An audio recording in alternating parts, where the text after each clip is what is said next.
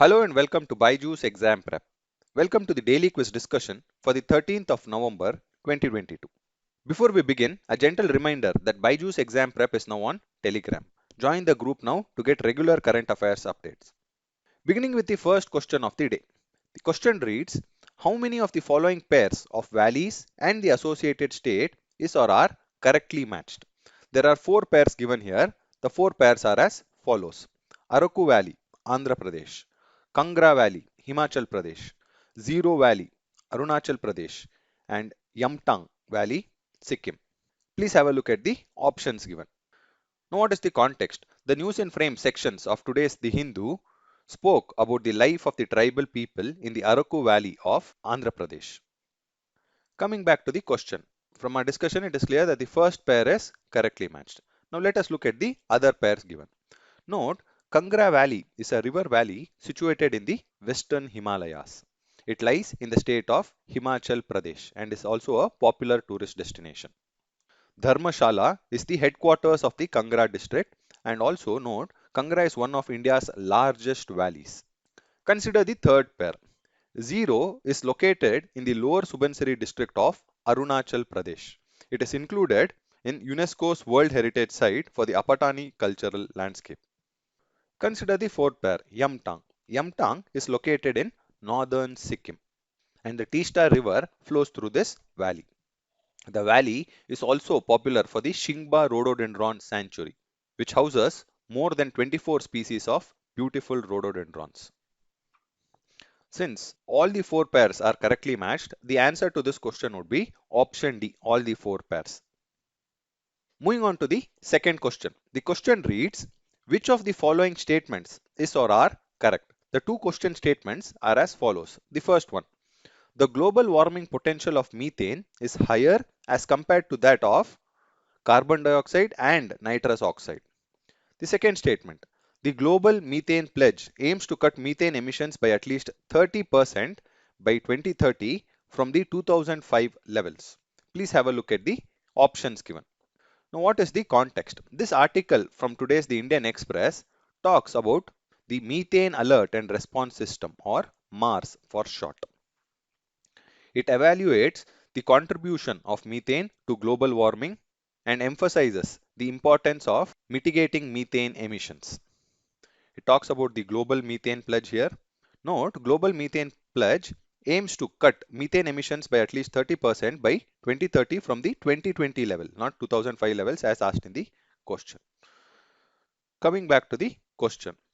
The first statement is only partially correct because the global warming potential of methane is indeed higher than carbon dioxide, but it is not higher than nitrous oxide. It is lower.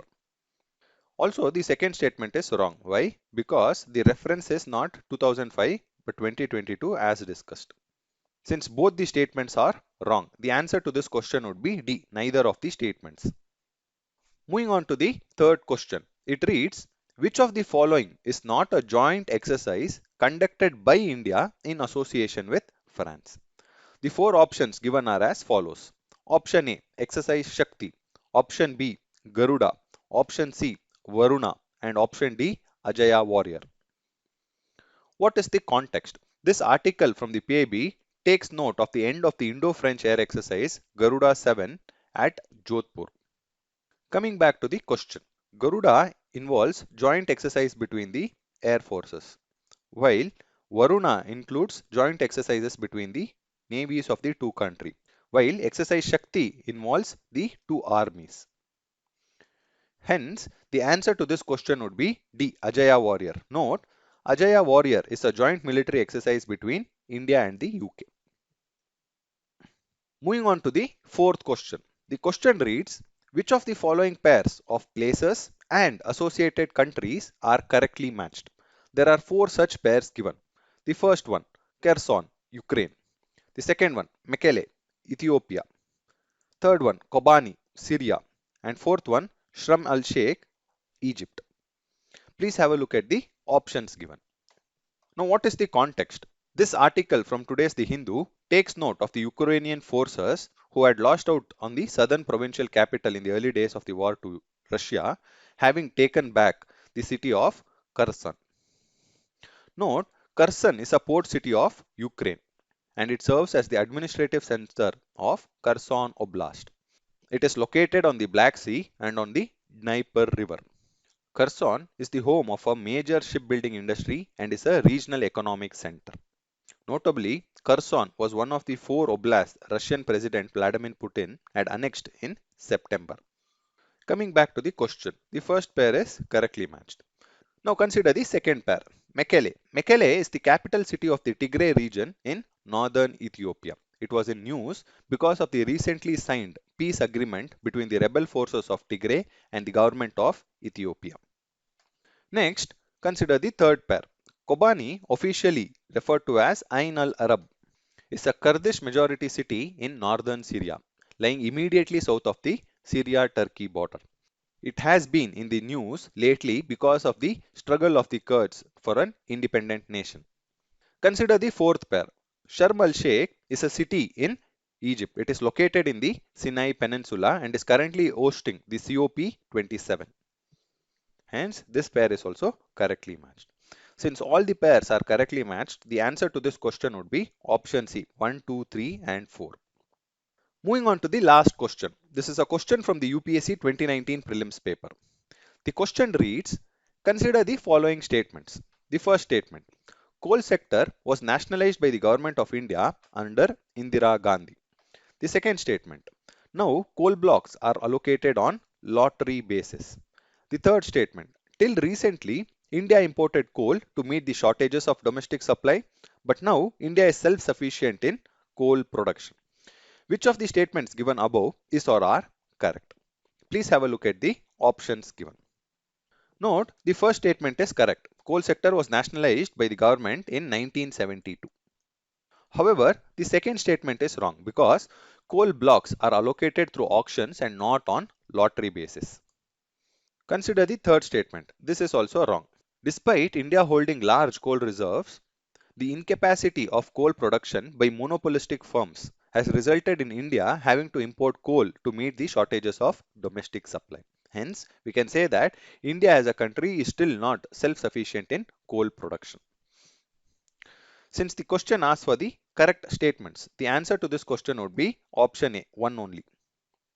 Moving on to the fact of the day, immunotherapy. Now, what is the context? This article from today's The Hindu takes note of scientists for the first time having used CRISPR technology to insert genes that allow immune cells to attack cancer cells. This is being hailed as a breakthrough in immunotherapy. Now, in this context, let us understand about immunotherapy. Note, immunotherapy is a type of cancer treatment that helps one's immune system fight cancer.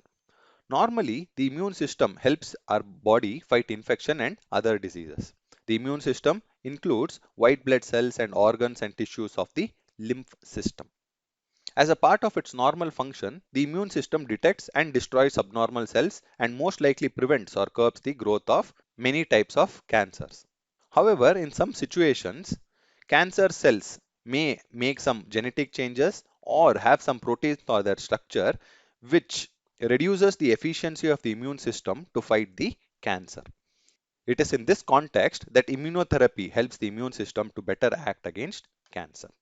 Note, while previously CRISPR technology, that is clustered regularly interspaced short palindromic repeats technology, has been used in immunotherapy wherein certain genes have been removed from the immune cells. This is the first occasion where certain new genes have been added to the immune cells. Note, the human immune system has specific receptors on immune cells that can specifically recognize cancer cells and differentiate them from normal cells. This is what helps the immune cells fight off cancerous cells. This development is being hailed because it allows for the provision of personalized cell editing to treat cancer patients, given that the immune response of individuals vary. Note, immunotherapy drugs have been approved to treat many types of cancer. However, immunotherapy is not yet as widely used as surgery, chemotherapy, or radiation therapy in the treatment of cancer. This is all we have for today's discussion. Thank you for being with us.